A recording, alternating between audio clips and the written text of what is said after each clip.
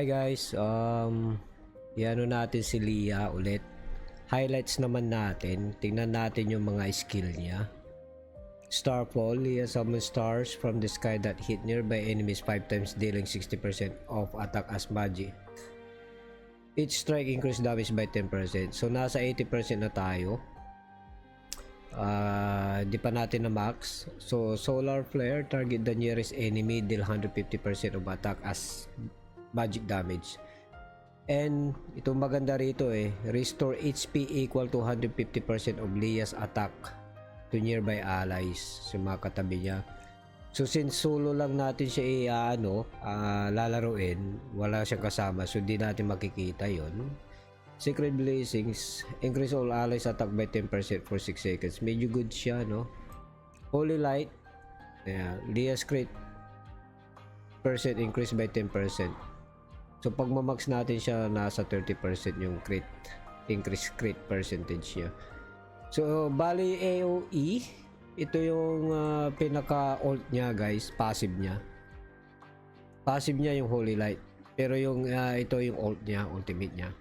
So i-test na natin siya guys.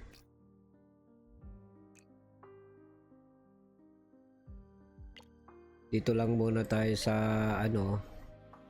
yung medyo kaya natin. Dito tayo sa Brimstone, The Great Forge. Try lang natin, no, level 1. Challenge 1 tayo. Okay, so goods na goods yan, no? I-try natin, let's go. Since may 1 energy tayo, goods na goods yan. Alright, may 1 energy na lang tayo. Let's go. Leah. Ayan. Tingnan lang natin. So, I don't think na kaya natin to. 621. Kaya to. Sige, goods na yan. O di ko try natin sa iba. Sa iba natin mag-try. Masyadong, baka hindi natin kaya yun mamatay kagad tayo sa pinakauna. Ayan tayo. Dito lang tayo. Siguro try natin sa Dungeons Heartfire. Ayan, Leah, start. Alright, rock and roll tayo dito guys. Tingnan lang natin, highlights lang natin to guys. Anong kukunin natin dito? Ito na lang para ma-extra siya. Ano man yan. Okay, so hindi tayo magta times 2 ng speed, no? So para makita natin yung mga skill niya. Ang pangit naman. Huwag yung stun, lagi tayo may stun yan.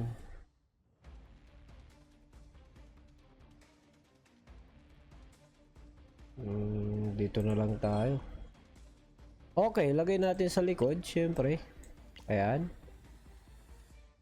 Tapos, goods na, no? Alright, tingnan natin. Hindi tayo naka times 2 tsaka automatic. Ayan.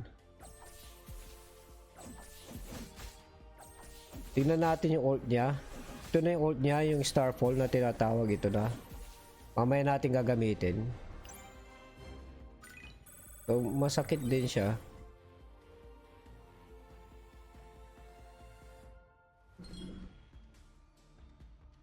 Leah guys, mage to, nasa top tier din tong mga to. Founder siya. Okay, so gagamitin natin yung niya, no, yung ult niya. Ito na, yung Starfall na kung tinatawag. Tingnan natin kung mahihit niya yung pati sa likod o sa harap lang. Harap lang. Okay. So bali harap lang ang matitira niya. Okay. So nag-heal din siya. Ayan, no.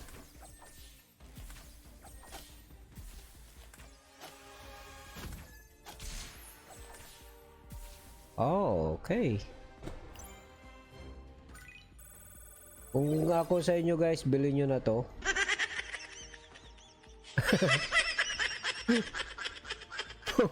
Kung trip nyo lang, no?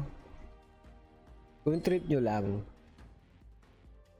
Kung gusto niyo medyo makaalis kayo sa medyo mataas, goods na rin. So wala pa tayo kasi ano, i-try natin dito HP attack muna tayo. Sana makakuha tayo ng attack. Defense, ayaw ko, gusto ko natin attack. Okay, ito na yung big boss. Ito na makakaalamanan. So ayos lang. Goods na goods. Ito na. I-ult na lang natin. Nasa harap sila lahat. Ayan yung starfall niya. Big tuta. Oh, ang sakit. Wow. So ayun na nga.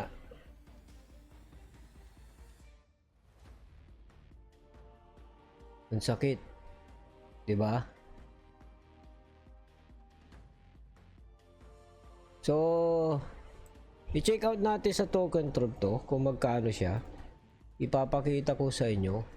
I think mura lang siya. I think. Hindi ako sure. Kasi parang nabili natin to last week. Nabili lang natin kasi to last week. Eh, saglit na guys. Sino-search ko lang sa si Leah. Okay, Leah.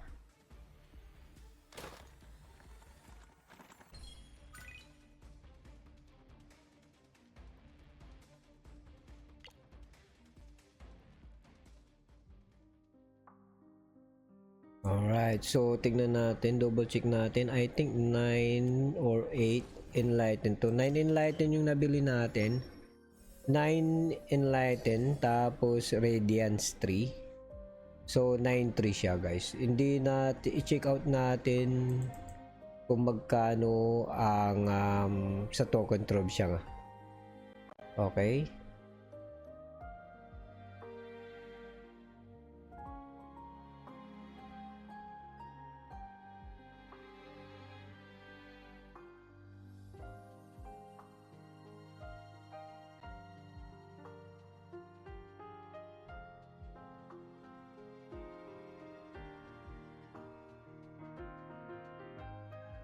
So ito na nga guys. 9-3 no. Leah. Enlighten 9. Radiance 3 tayo.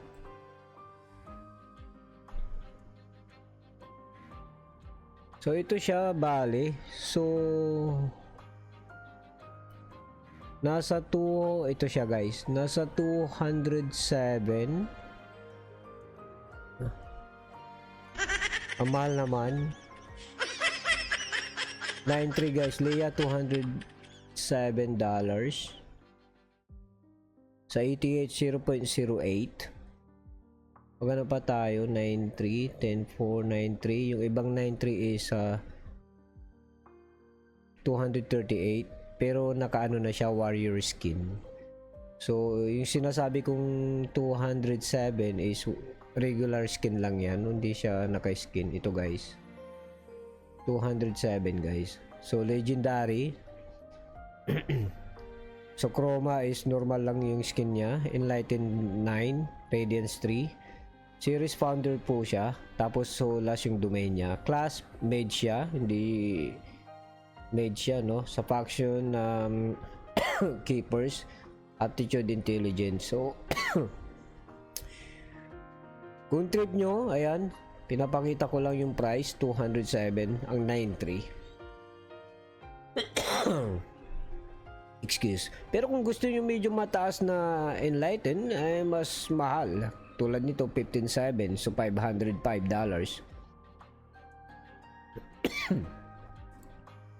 So dito na lang kayo siguro guys. Kaya